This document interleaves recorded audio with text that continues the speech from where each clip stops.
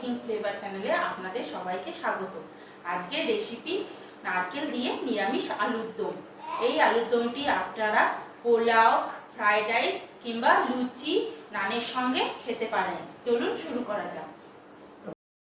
এখানে আমি 500 আলু নিয়ে নিয়েছি। আলুগুলোকে আমি হাফ বয়েল করে নিয়েছি হালকা নুন দিয়ে। এবার আমি আলুগুলোকে খোসা ছাড়িয়ে বড় বড় টুকরো করে কেটে নেব। আপনারা এখানে ছোট আলুও ব্যবহার করতে পারবেন। আর নিয়ে নিয়েছি আমি হাফ বাটি নারকেল কোড়া, আর নিয়ে নিচ্ছি আমি হাফ বাটি দুধ। আমি এখানে গরুর দুধ ব্যবহার করছি, আপনারা চাইলে প্যাকেটের দুধও ব্যবহার করতে পারেন। আর আমি এখানে নিয়ে নিচ্ছি একটা বড় টমেটো আর 1 ইঞ্চি আদা। এগুলিকে আমি ভালো করে পেস্ট করে নেব।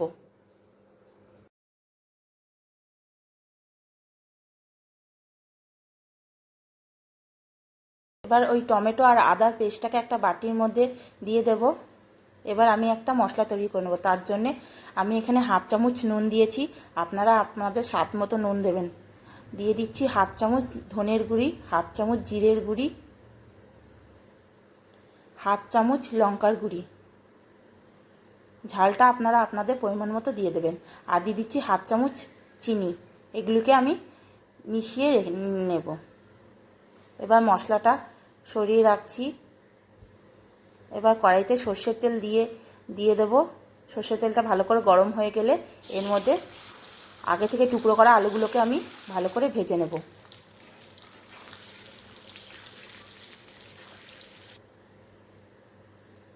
আমি তেলের মধ্যে অল্প একটুখানি হলুদ দিয়ে দিয়েছিলাম।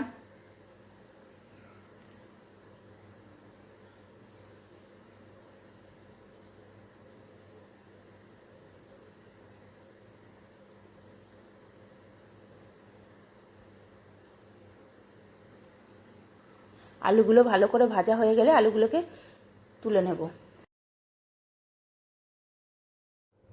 ওই তেলের মধ্যে দিয়ে দেবো একটা গোটা শুকনো লঙ্কা, হাফ চা চামচ গোটা জিরে, দুটো দারচিনি, দুটো এলাচ আর 2 টুকরো জায়ত্রী।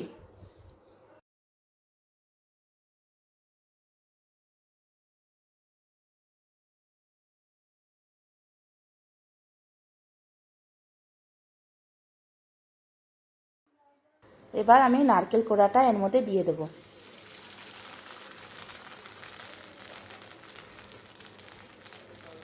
নারকেল কোড়াটা দেওয়া হয়ে গেলে এবার নারকেলটাকে ভালো করে ভাজা ভাজা করে নিতে হবে।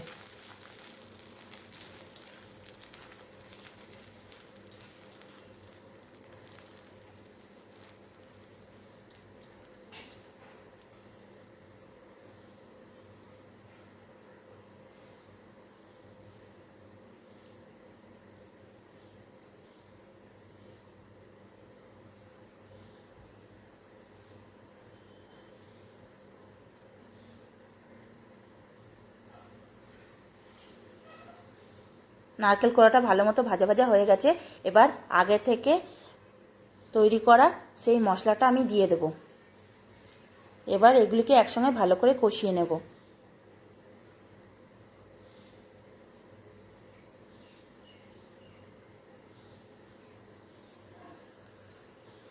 মশলাটা আমার ভালো করে কষে এসছে। এবার আমি এর মধ্যে আগে থেকে ভেজে রাখা আলুগুলো দিয়ে দেব। এবার আলুর সঙ্গে মশলাটাকে আর একটু ভালো করে কষিয়ে নেব।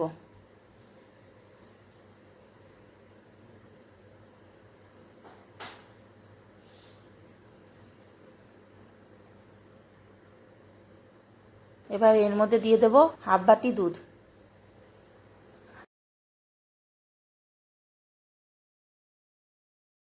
ওই বাটিটা ধুয়ে আমি আরেকটু জল দিয়ে দেব।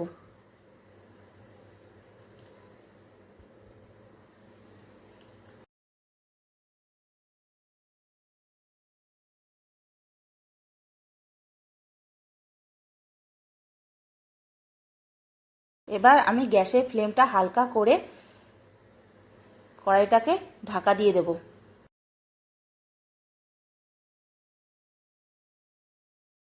ফিরে আসছি 5 মিনিট পর।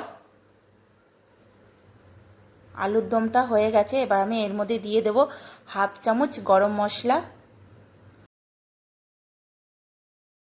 আর 1 চামচ ঘি।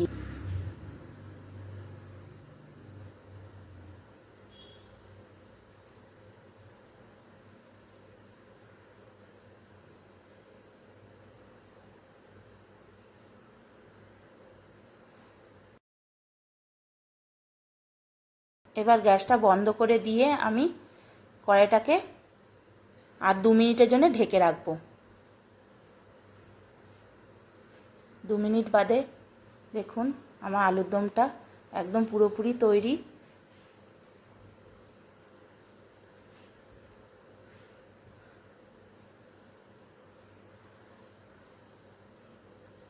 আপনাদের যদি আমার এই ভিডিওটি ভালো লেগে থাকে তাহলে অবশ্যই একটা লাইক, সাবস্ক্রাইব অ্যান্ড কমেন্ট করবেন আর পাশে থাকা বেল আইকনটি প্রেস করে দেবেন। আর আপনাদের আমার অনেক অনেক ধন্যবাদ। আবার ফিরে আসবো আমি নতুন একটি রেসিপি নিয়ে।